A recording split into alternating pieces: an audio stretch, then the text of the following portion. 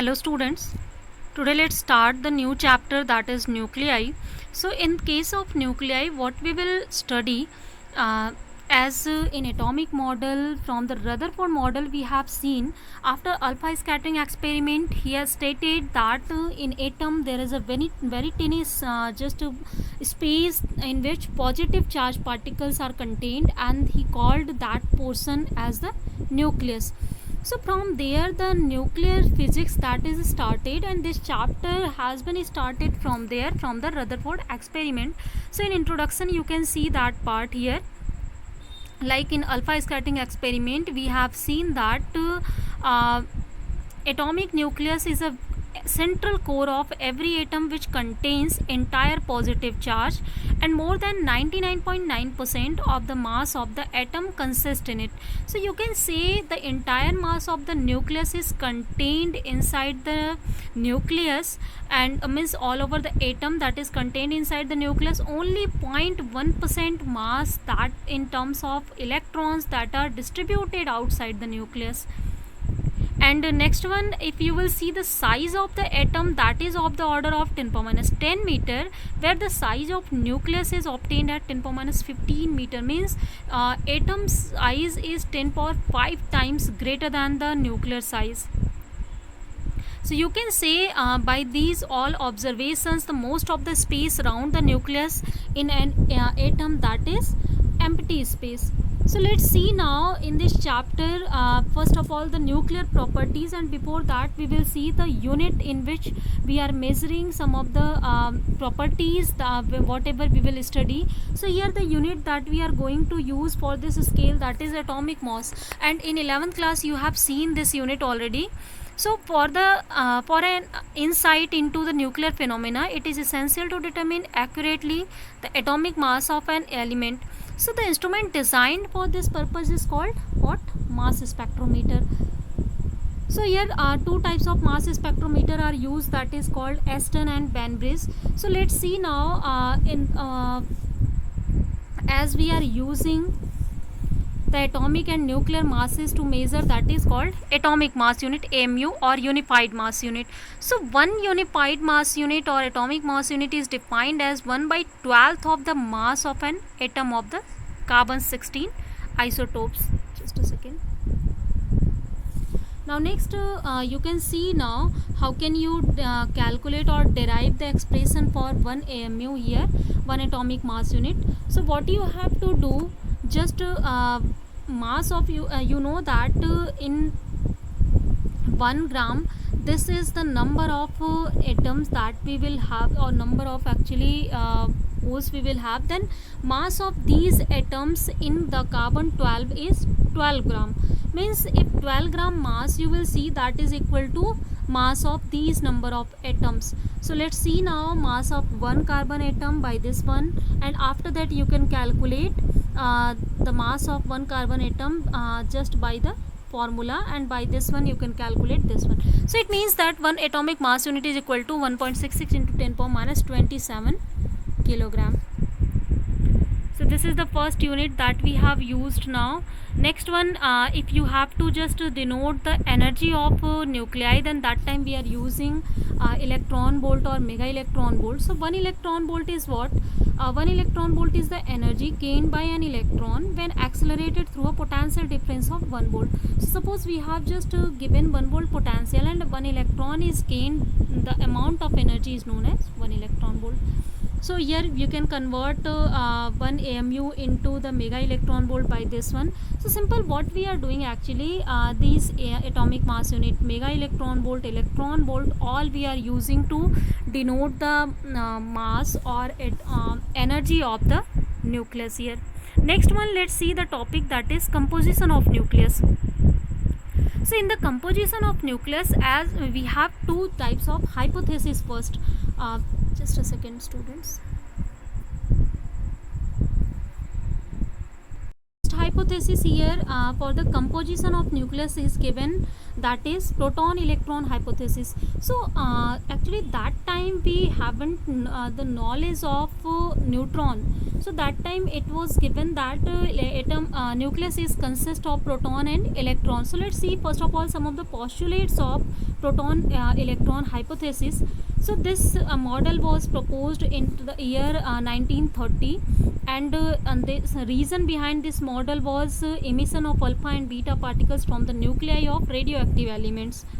So here according to this model, this one line you have to see, according to the proton electron hypothesis, the nucleus of an atom of mass number A, atomic number Z, is made up of A protons and A minus Z electrons.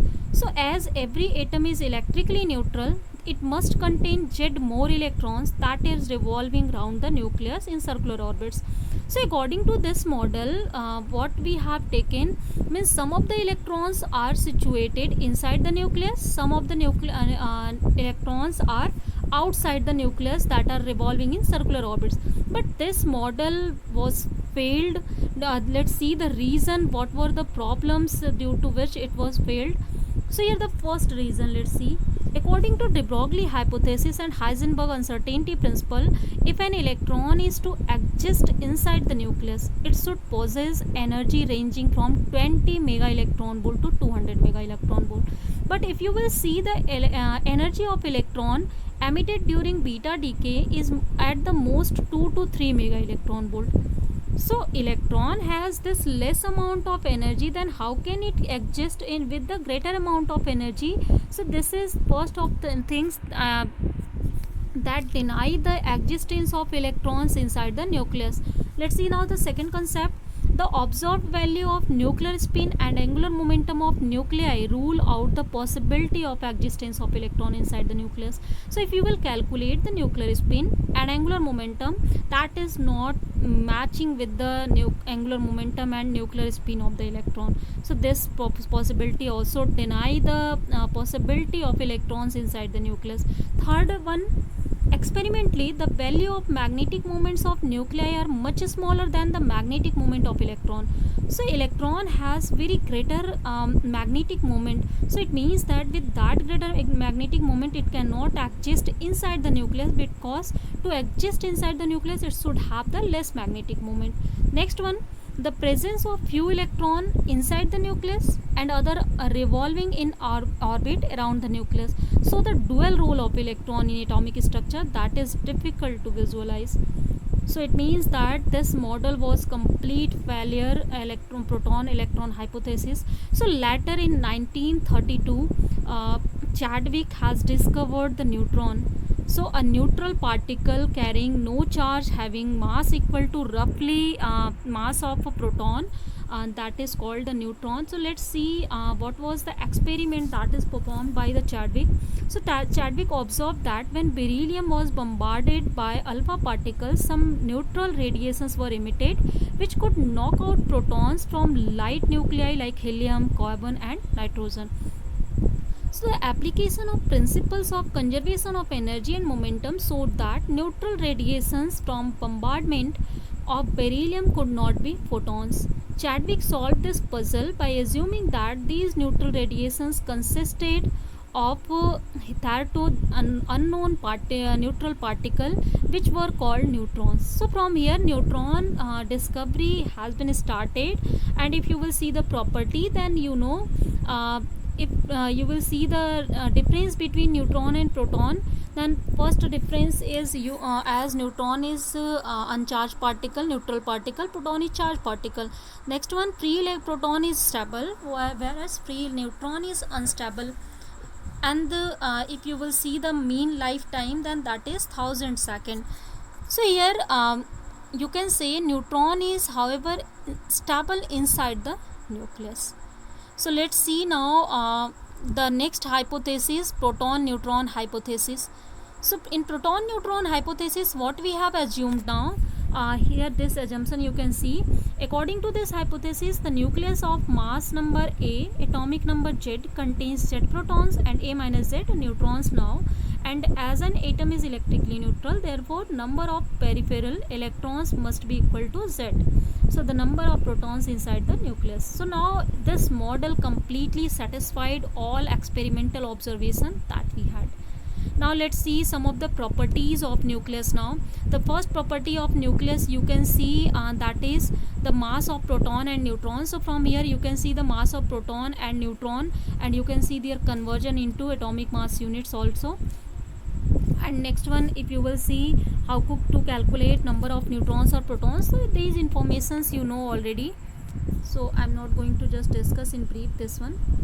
Let's see now some of the properties of proton and neutron. So as proton is constituent particles of atomic nucleus, its charge and it has intrinsic or angular spin or angular momentum you can calculate by this one. Next one, magnetic moment. If you will see, this is the magnetic moment. And similarly for neutron you can see this is the mass of the neutron, and as it is chargeless particle. And next one you can see its mean lifetime. This is the mean lifetime. Now you can see the spin of this one, and you can see the now magnetic moment by this. Now let's see the next nuclear property, that is nuclear size. So in case of nuclear size is what, first as it was proposed that nucleus has a shape as the spherical shape. So if it has a spherical shape, it means that it will have some of the volume. So that volume can be calculated as 4 by 3 pi r cube, where r is the radius. So experimentally it has been seen that it is directly proportional to mass number. So here it means that our r is directly proportional to a to the power 1 by 3, and if you will just solve the proportionality, it will become r is equal to r0 a to the power 1 by 3. So here in this way the radius is changing, means continuously if atomic mass is increasing, then there will be increase in radius. So that's why in higher atomic mass atoms we are seeing their radius changing in comparison to the lower atomic mass. Next one, if you will see the nuclear density, next topic, just a second. So nuclear density is what? Density of a nuclear matter is the ratio of mass of the nucleus to its volume. So you know this definition already. Now let's see the mass of the nucleus. Then how can you calculate? If m is the average mass of the nucleons, r is the nuclear radius, then mass can be equal to m into a, because that is average mass, and if you will multiply mass number, then that will provide you the mass of the nucleus, and volume of the nucleus can be written in this way.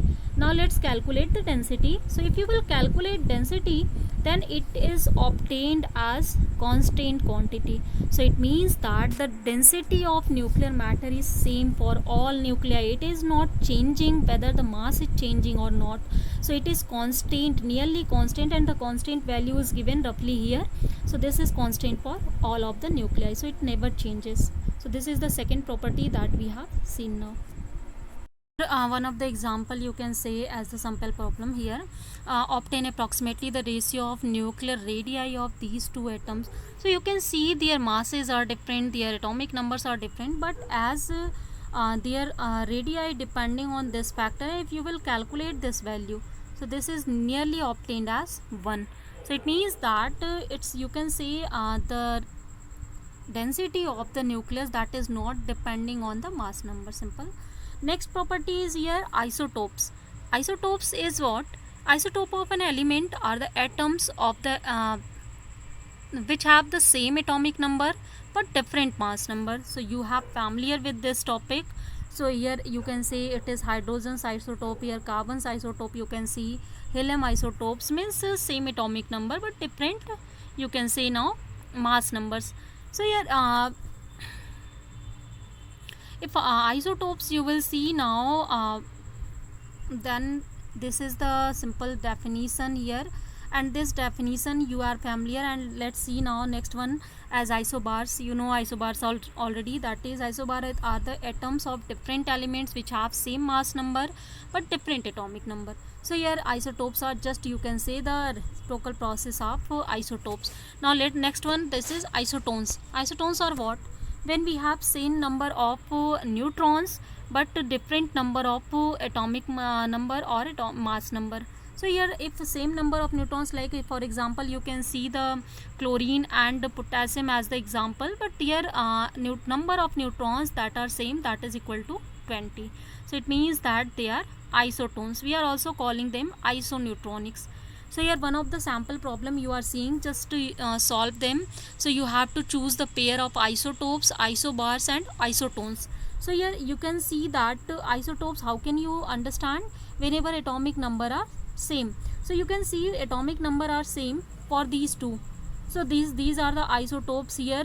It means that 17 chlorine 37 and 17 chlorine 35, they are called isotopes. Next one, isobars. If you will see the same mass number, means this one and this one, first and last one, that has same mass number, they will be isobars. And similarly you can calculate neutrons by A minus Z. So here for this one and for this one we are obtaining, means for sodium and magnesium we are obtaining same number of neutrons. So these are called isoneutronics or isotones. Next one, let's see the next topic, that is mass energy relation. So Einstein's mass energy relation, that was the mass and energy are interconvertible. Exactly what he has done, he has changed the concept of mass and energy to the mass energy. Means mass and energy both are not the different quantity. According to him, these were the correlated quantity. So here these actually the Einstein's relation established a very good thing, and for that one we have just discussed, we have explained a lot of phenomena. Even nuclear binding energy we have explained by using his concept. So you know his concept, this one we have studied also in class 11th in energy chapter, but still again if you will see, then what is the mass energy equivalence, that is E is equal to mc square, means energy is interconvertible into mass. So here this one you can see E is equal to mc square is what? This is equal to raised mass energy plus kinetic energy. So in another word you can represent it by this one.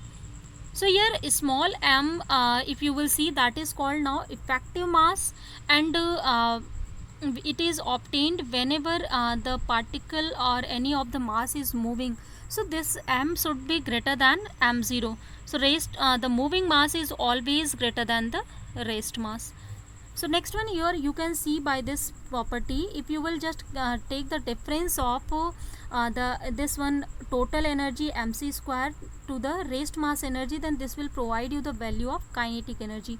So kinetic energy is obtained as T is equal to delta mc square, where delta m is what? This is change in mass whenever particles start to move. Now if you will see the use of Einstein's relationship, then that is in nuclear and elementary particle interaction, both the conservation of mass into energy and conservation of energy into mass takes place. So therefore two classical laws of conservation of mass and conservation of energy have been unified to one law. I have told you just now, we have unified mass and energy as the mass energy. So we are calling the conservation as mass energy conservation. So according to this law, you can state the sum of mass energy of a system of particle is same before and after the interaction. So let's see one of the example based on this one. So you can see now this example, express 150 microgram mass into the equivalent energy.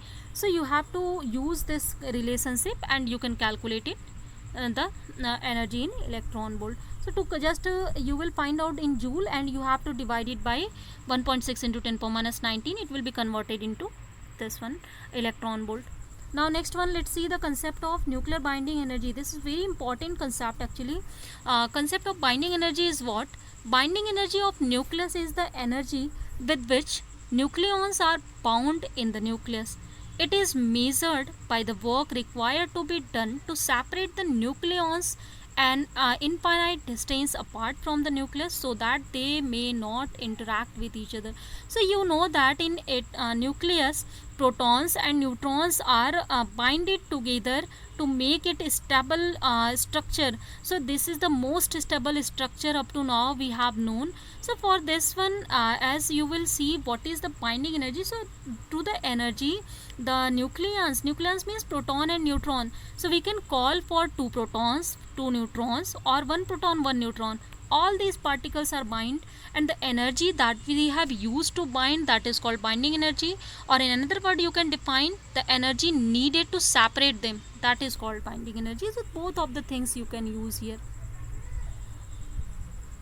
Now expression for the nuclear binding energy, if you will see, so this is now the expression here in the nucleus. If you will calculate what is the number of mass number and the charge number, and then you can calculate the mass defect. So it has been seen that the mass of the nucleus is somewhat less than the mass of the constituent particles. Constituent particle means, you know, nucleus is consist of protons and neutrons. So the mass of, if we, in our system, z number of atoms we have, or z number of protons we have. So and one mass of one proton is mp. So total number of total mass of actually z number of protons will be z mp. Here you can also see. Next one, if in our system we have mass number a, then a minus z number of neutrons we will have. So if one neutron has mass mn, then a minus z neutron will have mass a minus z mn. So this is the, if you will just add now zmp to this one, so this will provide you the theoretical value of mass of the nucleus. But experimentally it has been seen that mass of nucleus is not obtained equal to this one, but it is obtained somewhat less than the mass of the this mass. So that somewhat less mass is known as binding energy, or we are calling, actually it is mass defect. So mass defect delta m is what? That is mass of constituent particles minus mass of nucleus. So this is called the mass defect, and if you will multiply c square in this one, then that will provide you the value of binding energy. So simple binding energy is what? It is the energy that is used to bind two nucleons by taking some of the mass, by deflecting some of the mass inside from the nucleus. Clear, I think. Now let's see the next topic, that is nuclear forces. So nuclear forces are what? Nuclear forces are the strong forces of attraction which hold together the nucleons, means neutrons and protons, in a tiny nucleus of an atom, in spite of a strong electrostatic force of repulsion between proton. So as we know, there is very strong electrostatic repulsion between proton, but still they are situated in very small space, 10 power minus 15 meter space, even they are repelling each other. Then there is some force that is binding them, even that force has much greater energy than the repulsive force of protons. So this energy is now this force actually is known as nuclear force, through which nucleons are binded. So let's see now some of the properties and characteristic of the nuclear forces. So the first force properties here, nuclear forces act between a pair of neutron, pair of protons, also between neutron and proton, means all the nucleons can be binded by the same strength. The strength will not be changed. So this shows that nuclear forces are independent of charge. So whether the particles are chargeless or charged, nuclear forces are not depending on them. That's why they are binding neutrons, neutron-proton or proton-proton by the same force. Next one, nuclear forces are the strongest forces in nature. You know that one from the class 11 fundamental forces in nature we have studied. So here the nuclear forces are the most strongest force, and magnitude of nuclear force, you will see this is 100 times that of electrostatic force and 10 to the power 38 times that of gravitational force between nucleons. So that's why you can see the nucleons are held together in the nucleus in spite of electrostatic repulsion force between protons, because this is already much stronger than the you can say the electrostatic repulsive force. Next one, the third one, you will see just a second. So the next property is here, that is nuclear forces are very short range force, means they are operative up to distance of the order of a few Fermi, means they are operating only within the nucleus, they are not operating beyond the nucleus. Next one property is here, the variation of nuclear forces with the distance between nucleons is not known exactly, means how the forces are varying with distance. Like we know the variation of force with distance, like for the electrostatic repulsion or attraction, we know that is varying by the this one inversely proportional to r square. Gravitational force also we know for that one, but for nucleus exactly we don't know any of the you can say the relationship. The next one property, let's see here, um, just let's see one more thing. So here some of the actually observations we have seen. Nuclear forces are negligible when distance between nucleon is more than 10 Fermi. So if this as distance started to change by 10 Fermi, then that time they become negligible. So that's why we can say they are short range force. Next one, when nucleons are brought closer, nuclear forces of attraction develop which goes on increasing rapidly with decreased distance. So you can see whenever two of the nucleons we are just bringing them closer, then that time that force started to increase whenever distance is decreasing. But here you cannot say they are obeying the inverse square law, like just now I have written for the electrostatic force or gravitational force. They are not following that one, but still they are depending on the distance.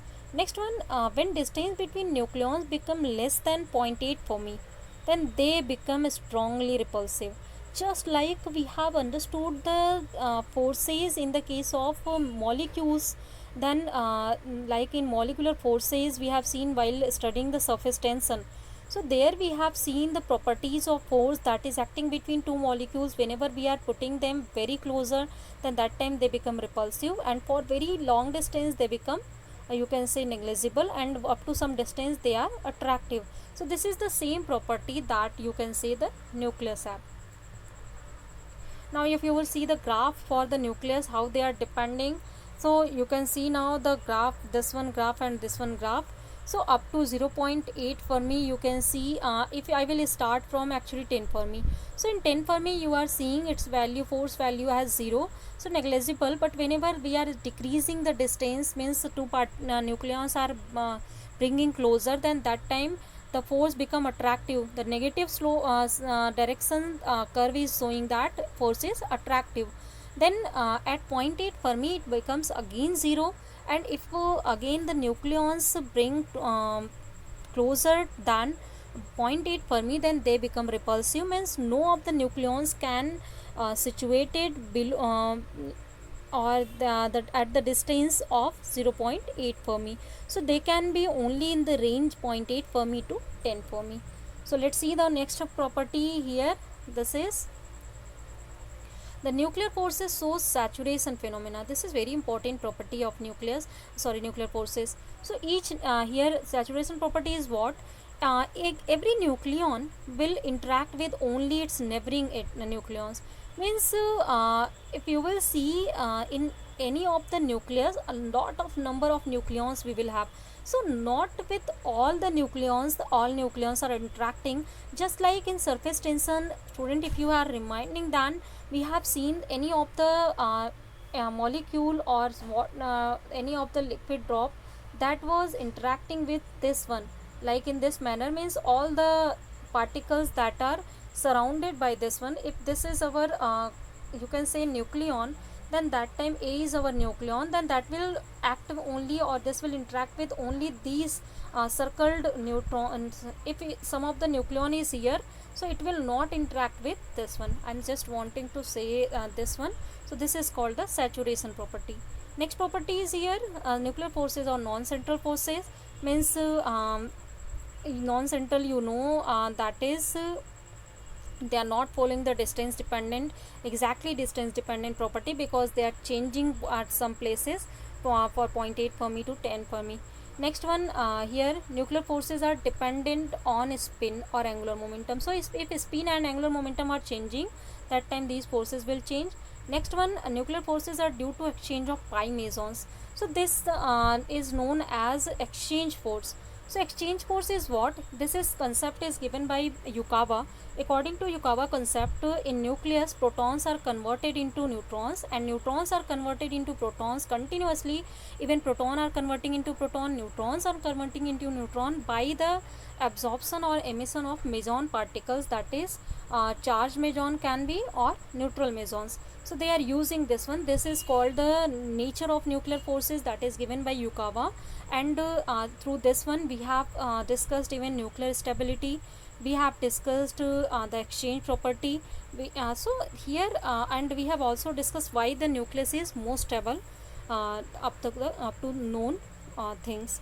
So students, I think nuclear physics topics that we have studied, the properties of nucleus and some of the forces, that is now clear. So with this topic let's end our chapter and topics from here. So thank you students for this class. So with this one let's end our class here. In next class students we will discuss about semiconductor devices. So let's see the description of electronics in next class. So thank you students for this class.